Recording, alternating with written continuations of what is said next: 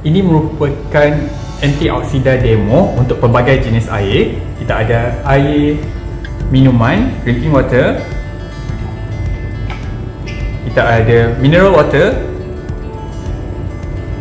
Dan kita ada air alkali.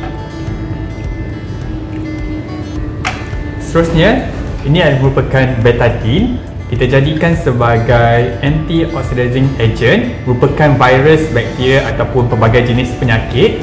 Kita titiskan beberapa titis ke dalam air.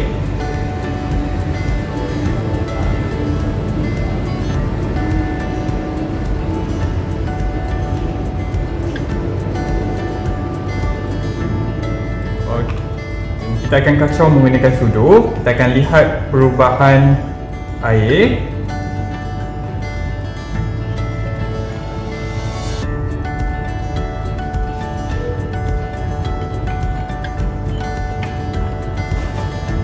Jadi kita boleh lihat perubahan untuk air minuman dan juga air mineral water. Color air berubah menjadi warna kekuningan, manakala untuk air alkali menjadi warna putih.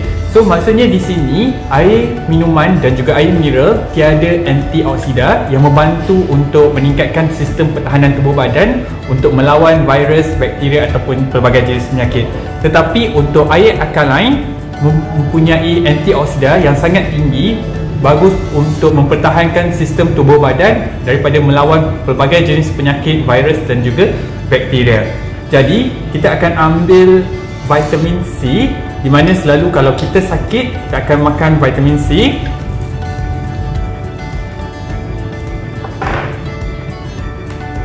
So kita letakkan untuk kedua-dua jenis minuman dan kita akan kacau.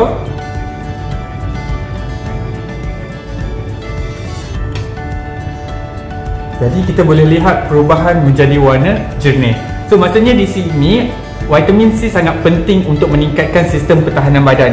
Tetapi bila kita minum air alkali, sudah sedia ada antioksida yang sangat penting untuk meningkatkan sistem pertahanan tubuh badan dan sangat penting sebagai awet muda.